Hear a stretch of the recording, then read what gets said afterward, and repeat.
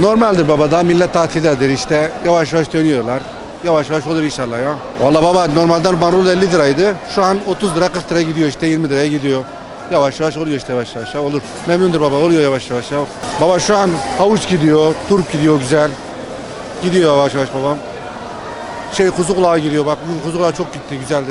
Baba geçen döneme iyi, millet daha tatilde bildiğin gibi. Millet bayram sonrası ya. Millet daha tatilde işte, yavaş yavaş geliyor. Olur baba inşallah yavaş yavaş ya. Şöyle bir şey diyeyim sana. Pazar nasıl şu an? Millet tatilde ya, daha dediğim gibi sana. İşte ağır ağır geliyorlar. Millet daha şu an millet de tatilde. Baksana pazar daha şu an durgun. Bu saatte normal hızlı olması lazım pazar ama daha durgun. Şu an domatesler çok ucuz gidiyor. Şu çeri domates halde 200 liraydı. Şu an tezgahda 40 liraya satıyorum, alan yok. Birinci kalitede. Çok ucuz ya. Pazar şu an çok ucuz. Kiraz geçen sene 5 liraydı. Bu sene 50 lira, 70 lira. Domates görüyorsun. Pembe domat 30 liraya satıyorum. Çok ucuz satıyoruz. Alan yok. Yani şunu söyleyeyim. Çerez hariç her şeyde talep var.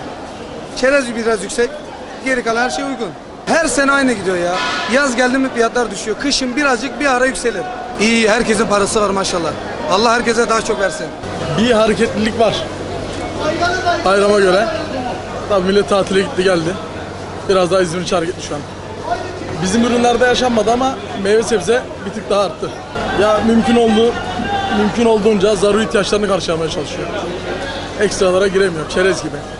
Peynir, zeytin, yumurta. Bunlar zaten şu an lüks. Zaruri ihtiyaç ama aynı zamanda lüks oldu. Kar marjı da düşük, satışlarda %50 düşük. Sadece fiyatlar yüksek diye tezgahlar para topluyor.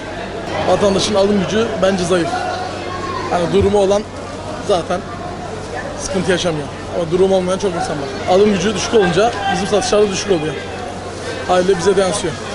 Pazarlarımız saat 6'yı gösteriyor. Pazarlarımız yarı yarıya boş. Millet sahilde, Ege bölgesinde ve Akdeniz bölgesinde onların tatil yapıyor. Ekonomik çok sıkıntı diyorlar. İşte tatilciler bayram tatilinde %80, %90 denizlerimizde olup pazarlara gelince bomboş. Fiyatlar domates geçen hafta Arefe günü 100 lira, 110 liraya gösteriyor. Şu an işte yüzde yarı yarıya indirim var. 25 lira, 30 lira, 40 lira. Tezgahlara değişiyor fiyatları. Domates, patates, soğan, meyveye yüklenen olmuyor. Millet yani önemli olan meyvelerini, sebzelerini almak istiyor. Ya, keyif işi en son iş. Geçen sene daha güzel bizim için.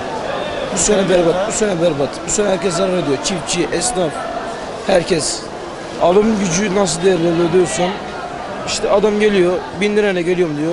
Adam bir şey almadan çıkıp gidiyor benim gözümde. Temel, domates, patlıcan, biberdir, patates, soğandır, domatestir, onlar falan. Bayram sonrası aşırı bir yoğunluğumuz oldu bugün. Malum bayram tatili 9 gün yenildi içildi. Mevsimine göre meyve sebzede değişkenlik göstermiş olabilir ama bizde değişkenlik olmadı. Fiyatlarımız aynı. Vatandaş genel olarak temel ihtiyaçlarını alıp pazardan çıkma derdinde. Eskisi geçmiş yıllara göre ilgi gösterecek çok bir potansiyel yok. Geçen seneye göre yarı yarıya bir düşüş oldu diyebilirim. Alım gücü %70 düşmüş durumda. Temel ihtiyaçlarını alıp çıkıyor yani. Kalabalık var ama bizim tabirimizle boş kalabalıktı. Sadece temel ihtiyaçları 2-3 binin altında düşmez yani. Şimdi bugün burası 13 gündür açılmıyor. Açılmadığı için çok güzel oldu. Yani bugün pazarımız, insanlar tabii idaretten marketlerden aldılar. Tabii bugün de pazar olunca yüklendiler. Hiçbir tezgahta meyve sebze kalmadı yani şu an. Maşallah iyi gidiyor. Yani meyvelerin standart aynı fiyatlarda, tabii patates soğanda biraz yükselme var. Yaz geliyor, biraz daha düşmesini bekliyoruz. Ana meyvelere, ana sebzelere gösteriyor. Sezonlu ürünler. Sezon. Patates, soğan, yumurta, Şu an yaprak. yaprak. Tabii biber takımları da var, yeşillik de var ama ana olan şeylere. Kiraz bugünlerde çok yoğun, erikli kiraz. Her sene hep düşüyor satışlarımız. Yani tabii zincirleme marketlerde manav olduğu için bizi bayağı etkiliyor yani.